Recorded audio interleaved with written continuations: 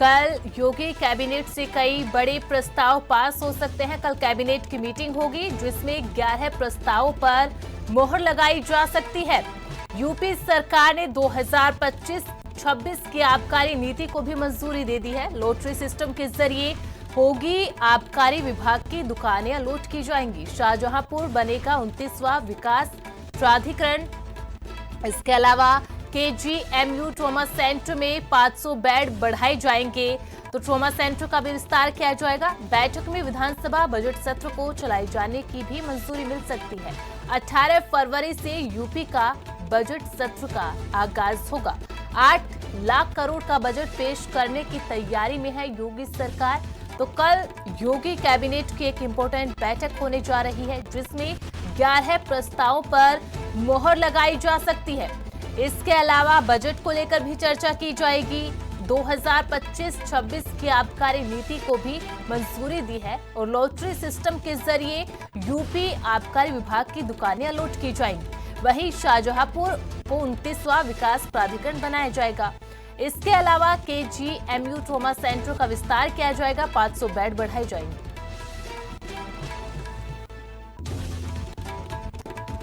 और इस खबर पर ज्यादा जानकारी के लिए रुक लेते हैं हमारे संवाददाता जितेंद्र चौहान का। जितेंद्र, कल योगी कैबिनेट की एक महत्वपूर्ण बैठक, क्या कुछ जानकारी है? कौन से वो प्रस्ताव होंगे जिनको लेकर चर्चा की जाएगी और जिन पर मोहर लगाई जाएगी?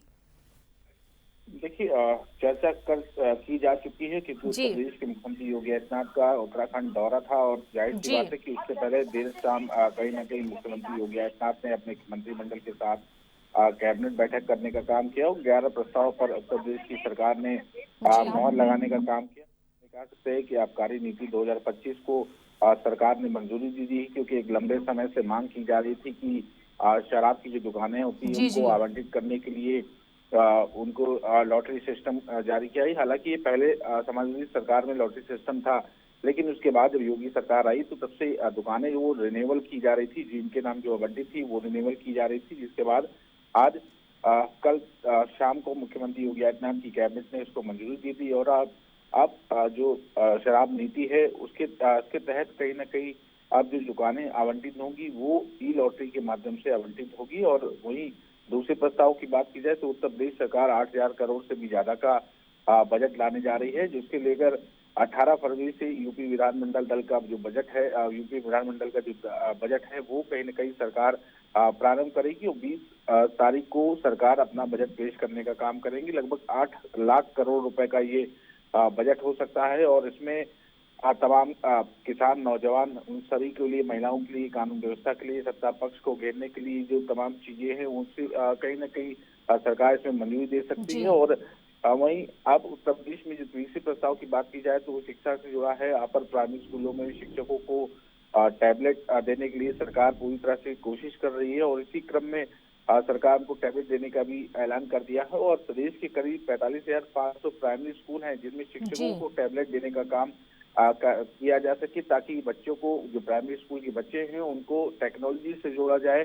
ऑनलाइन क्लासेस की जो व्यवस्था है उससे जोड़ा देने का काम करेगी और उससे उपस्थिति भी शिक्षकों को एक आत्मविश्वास भी आएगा और कहीं ना कहीं शिक्षा बेहतर होगी। इसके लिए सरकार ने हर अपर प्राइमरी स्कूल के 2-2 शिक्षकों के हिसाब से करीब 91,000 टैबलेट खरीदी जाएंगे, जिसके लिए सरकार ने कैबिनेट में मंजूरी दी है। उससे पहले प्राइमरी स्कूल शिक्षकों को यह कह सकते हैं 2.09 लाख टैबलेट रुपए खरीद करने के लिए सरकार करेगी। तो वहीं आबकारी की दुकान की आबकारी नीति की बात की जाए, प्रदेश में 2 से अधिक दुकानें प्रत्येक मालिक को दी जाएंगी। जो 2 ही लोगों को जो फर्म होंगी, जो दुकान मालिक होंगे उनको कहीं ना कहीं देने का काम किया जाएगा। और टेट्रा पैक सरकार लाने जा रही है जिसमें जो कांच का या तमाम चीजें प्लास्टिक का प्रयोग था वो प्रयोग ना हो। उसके लाइसेंस फी में लगभग 260 रुपए की प्रति लीटर के हिसाब से सरकार ने बढ़ोतरी की है। वहीं लोकल वाइन मेकर की हर जिले में एक दुकान होगी जिसमें सरकार ने इसको मंजूरी दी है। वहीं मंडल मुख्यालय में लाइसेंस फी जो अभी तक 50,000 हुआ करती थी,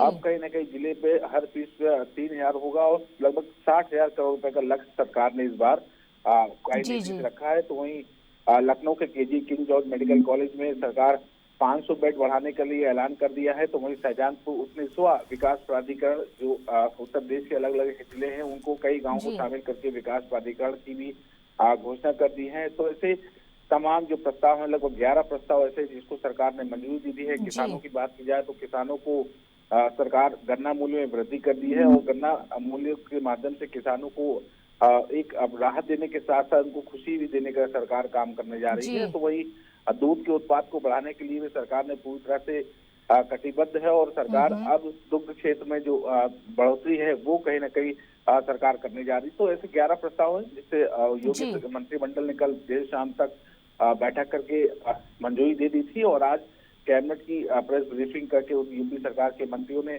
उन सभी जो प्रस्ताव हैं उनको बताने का काम किया है।